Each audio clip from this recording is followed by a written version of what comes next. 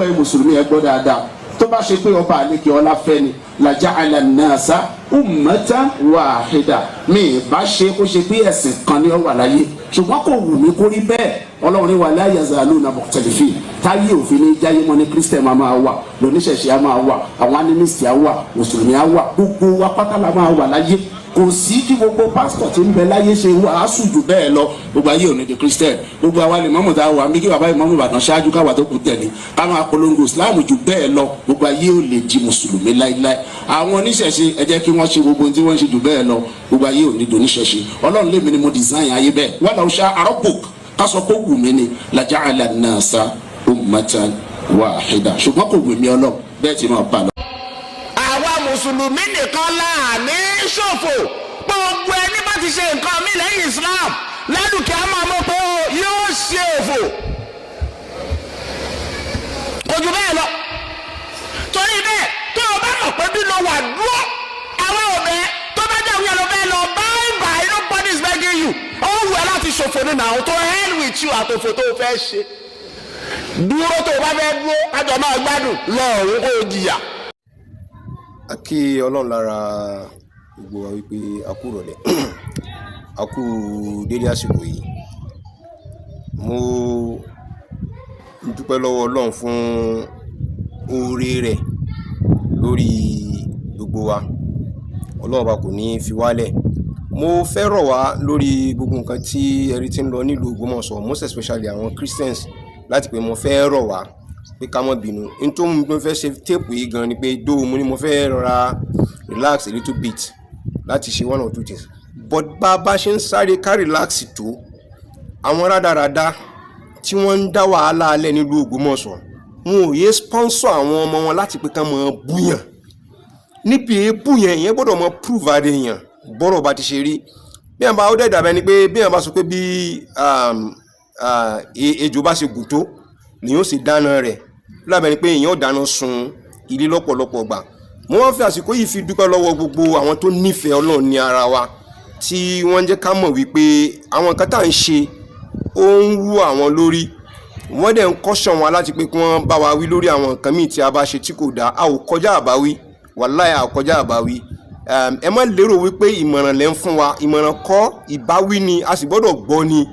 ntẹ́ bá fẹ́ la gbọ́dọ̀ bá yín fẹ́ ntẹ́ bá rí tí kò bá dáa a gbọ́dọ̀ ṣàlàyé fún yín pé bó ti ṣe rí nì nítòótọ́ àìfẹ̀lẹ̀ kíbòsí lọ́pọ̀lọpọ̀ ọgbà ní mọ mú tó yẹ pé tí ẹ̀ mọ fi jẹ̀bi ọ̀rọ̀ mo wá ń fi àsìkò yìí mo fi ń dúpẹ́ lọ́wọ́ gbogbo ẹ̀yin tí Ọlọ́run yàn tì wá tó yẹ pé tẹ́ bá ti wo fídíò wa tán tí ẹ ó lù wá lọ́gọ̀ ẹnu tí ó bá jọmọ́ pé kẹ́ ẹ pè wá tí ẹ ó pè wá láti sọ fún wa pé I like fídíò tẹ́ ṣe yìí àbí pé nǹkan tẹ́ ṣe yìí ọ̀dà tẹ́ bá fẹ́ ṣèjọ́ mi báyìí ní kẹ́ ṣe báyìí ní kẹ́ ṣe ọ̀pọ̀lọpọ̀ ló ti advice wa lórí gbogbo àwọn tó máa ṣe fídíò tó yẹ pé tó máa ti bọ́ tẹ́ bá tá bá ti sọ̀rọ̀ wọ́n bọ́ sórí agbágbé wọ́n bẹ̀rẹ̀ sí máa bú wa wọ́n bọ́ sórí Facebook wọ́n máa bú wa àkọ́kọ́ lérò wípé ń ta lè jókòó ta lè mọ fún wọn lésì àwọn ọ̀rọ̀ wọn ni ṣùgbọ́n Ọlọ́run ní kí wọ́n kọ́ wa káwa náà ká gbọ́ ẹ̀kọ́ àwọn alájọṣe wa náà sì bá wa sọ ọ̀rọ̀ tó pọ̀ àwa náà sì kẹ́kọ̀ọ́ lórí àwọn nǹkan tí wọ́n sọ fún wa wípé nítòótọ́ bí ó bá ti ṣe rí kọ́lé yẹn ti ṣe máa ṣe lọ́pọ̀lọpọ̀ ìgbà tí èèyàn bá ṣe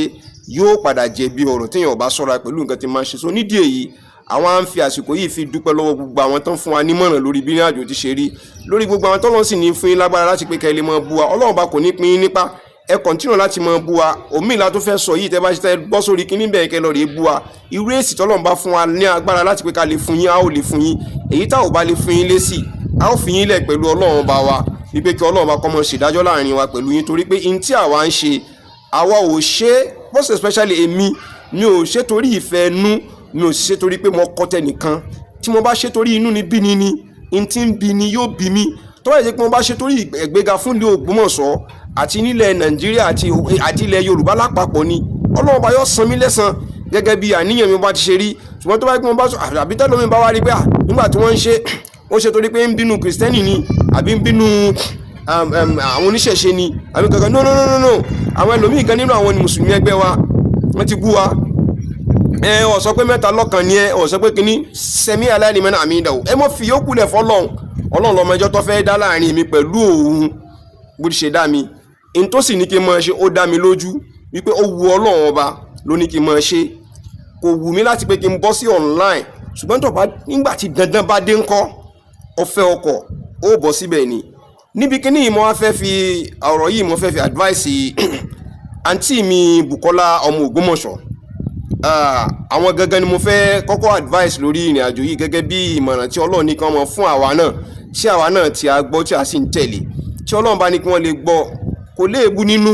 torí pé àwọn ọ̀pọ̀lọpọ̀ tí wọ́n pè mí ṣebí ẹgbọ́n nǹkan tí Bukola wí ẹ òre fún lésì àwọn ọmọlẹ́ ayélára wọn tẹ́ lé sọ̀rọ̀ tí wọ́n fi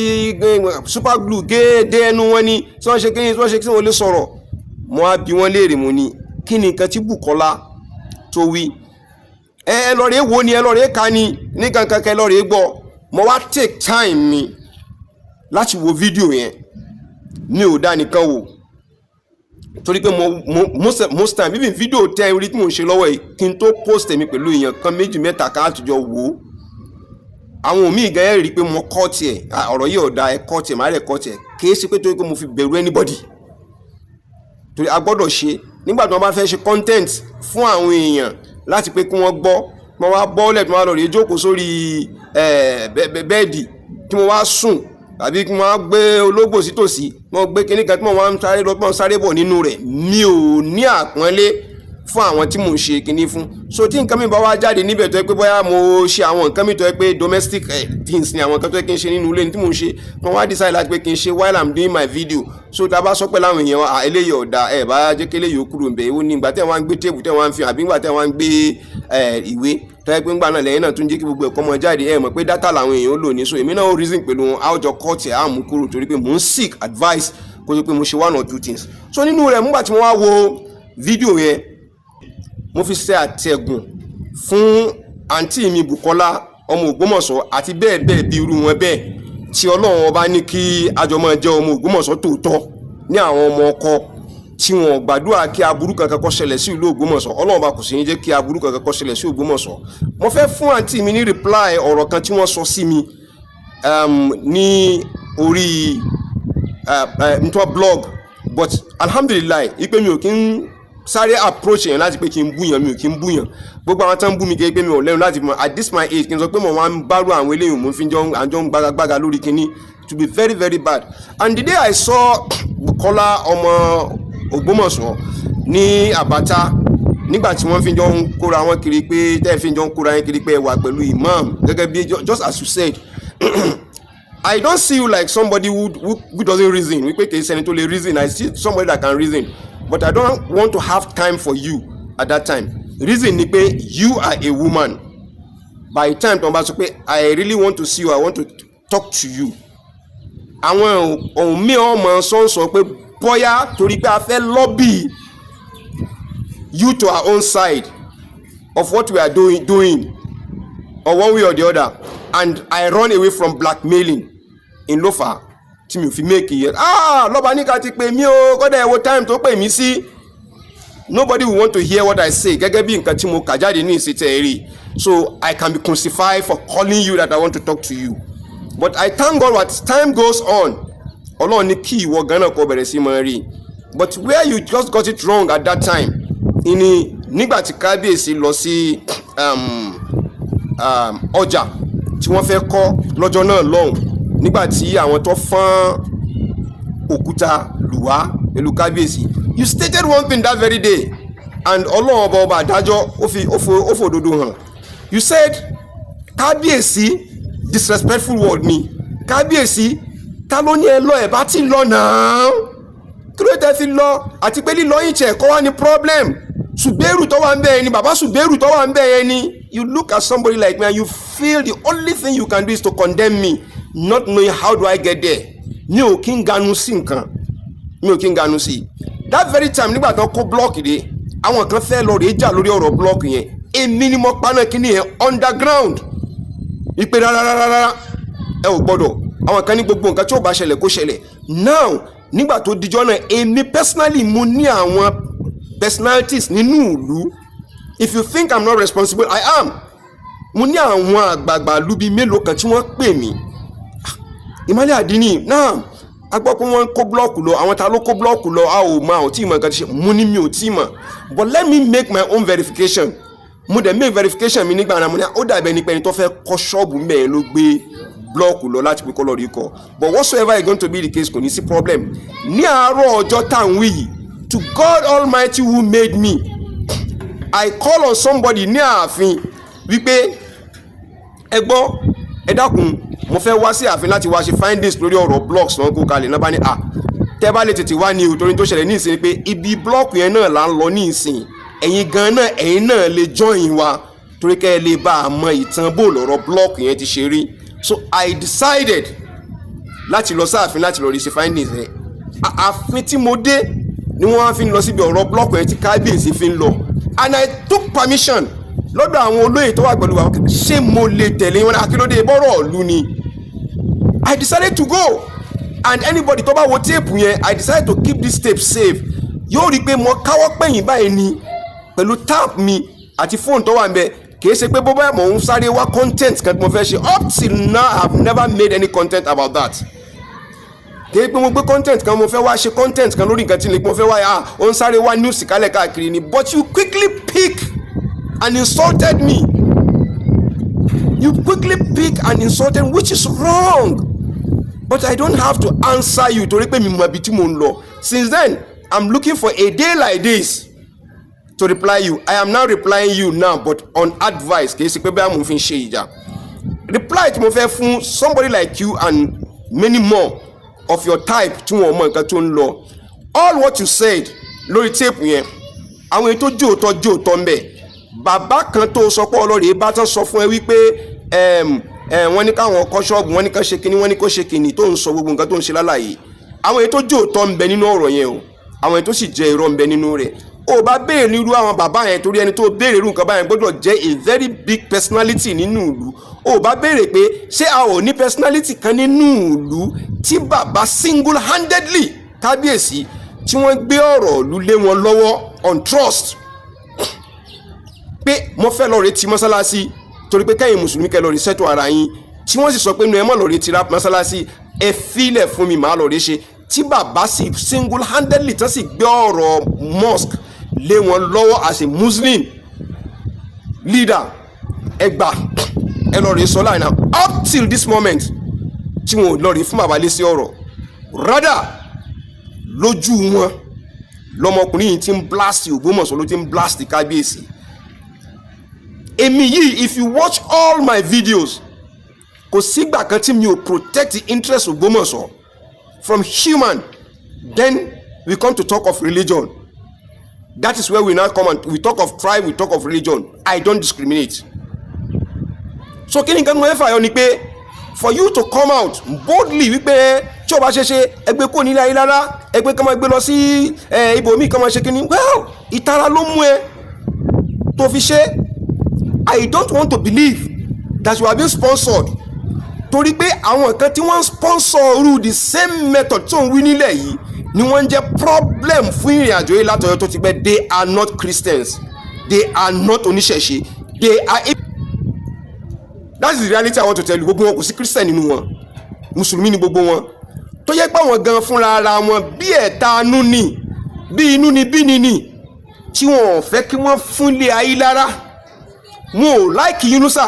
in fairness to God wọn ò like Yunusa kì í síbi tán pé ti like Yunusa tó ń tí bí wọn ò ṣe like Yunusa ń tó wọn ò tó like ilé ayé lára. Ìyìn tí wọ́n ń ṣe ni pé ọ̀dà náà ẹ̀ dàrú tẹ́ bá dàrú ẹ jẹ́ ká dàrú kán dànù tá bá dàgbọ́n tó bá fẹ́ dànù kán gbé lọ síbòmí láti pé ká máa fi nọ́ọ̀sì candidate tiwọn tí wọ́n ní àbí interest tiwọn tí wọ́n ní sí àwọn ibòmí. So those are the problems we are facing. Auntie mi Bukola Ati the rest of you, you need to come out to do your findings. Are safara àwọn Ayima pọ̀. You if you say you want to meet the chairman Ayima League of Imam and Alphas ẹ dákun fẹ́ ṣèwádìí nǹkan kan nípa ọ̀rọ̀ ẹ̀sìn yín. Ọ̀rọ̀ imam yìí bó o ló ṣe jẹ́ tẹ̀ ń fi bínú ọmọkùnrin yìí. Àwọn sọ tiwọn àwọn bàbá tí ọmọkùnrin yìí ti bú nínú ìlú tí àwa yìí ń torí wọn pé àwọn bàbá wa ni ọmọ Ògbómọ̀ṣọ́ kan ò kí ń bú àgbàlagbà tó bá bú àgbàlagbà kan l'Ógbómọ̀ṣọ́ bàbá títí ẹ ló bú so torí pé kò ní bàbá láàrin wa ó easy fún láti bú anybody. Bàbá KNF ẹ̀ ń dà mí láàmú bàbá yẹn sọ fún pé in tó ń sọ yìí ó wrong torí pé mi ò mọ̀ tí mo fẹ́ sọ fáwọn èèyàn mi in sọ fún bàbá yẹn wípé tí ẹ bá mọ nǹkan tẹ́ ẹ bá fẹ́ sọ fún wọn problem ti yín nìyẹn torí pé ọmọ àlè ní gbogbo yín yes ọmọ àlè ní yín gbogbo yín pátápátá he abuse everybody ó tún repeat ẹ̀ nínú sermon rẹ̀ tó ṣe kọjá. So what are you saying? Did you think the Muslim will send him to go and do what he's doing? No. Òun ló gbé aṣọ aláṣọ wọ̀,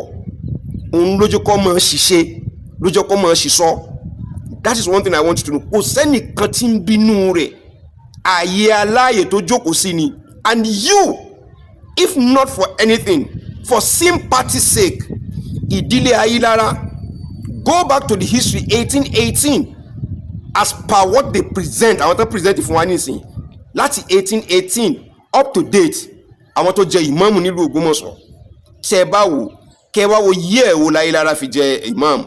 lẹ́yìn ìgbà yẹn kí ni nǹkan tó fà tí wọ́n tó fi ti jẹ ìmáàmù tí ṣe tán fi franchise wọn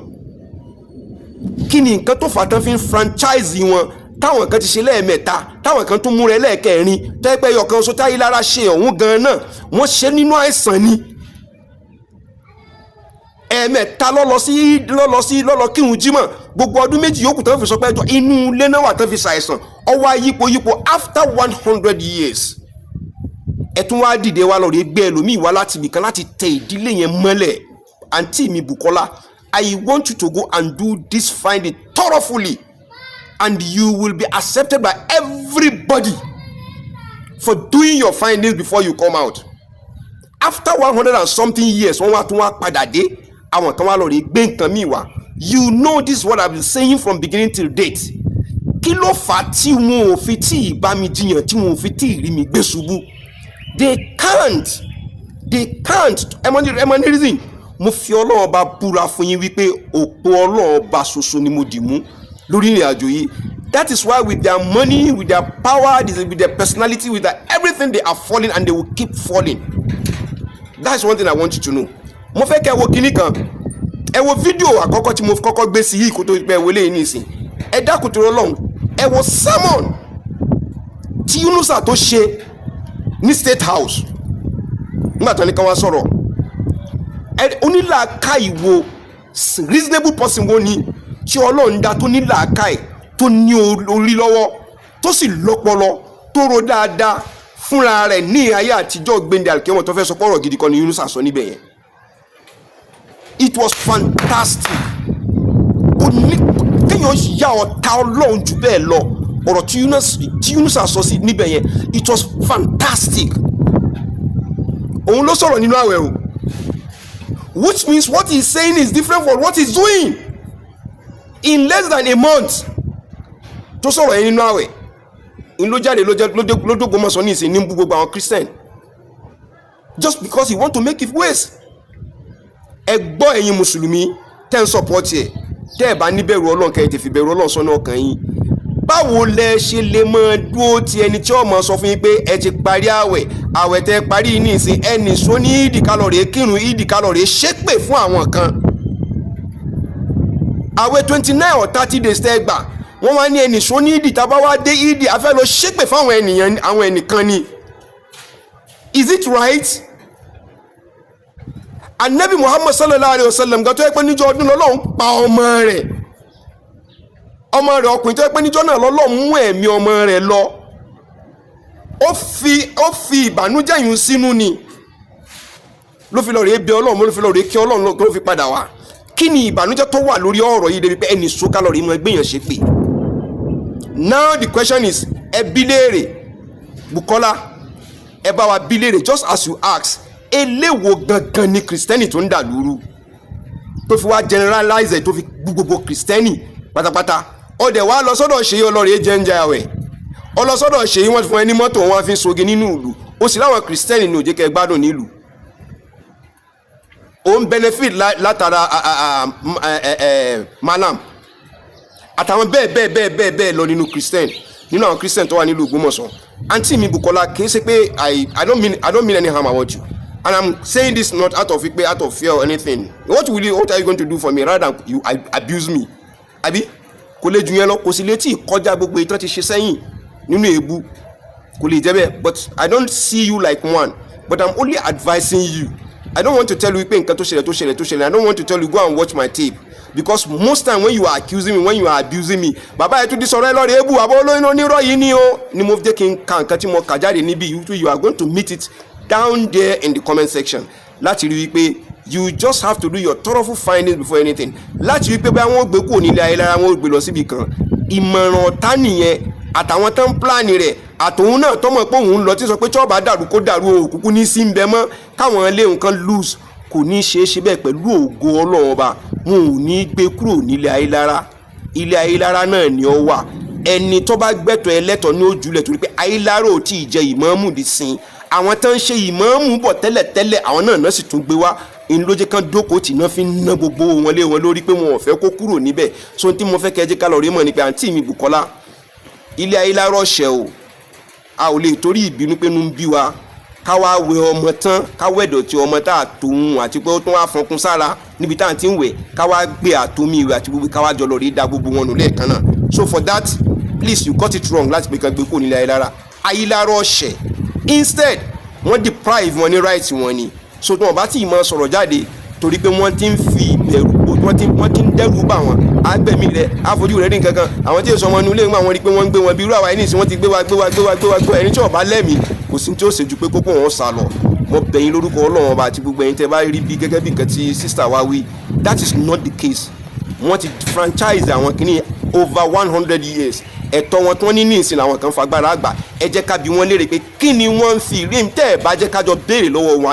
wọn ni pé kí ni wọ́n ń fi ìlú Ògbómọ̀ṣọ́ ṣe kí ni wọ́n ń fi Yunusa ṣe kí ni wọ́n fẹ́ fi Ògbómọ̀ṣọ́ rọ tí wọ́n fi ń ná àdúró owó tí wọ́n ń ná lé wọn lórí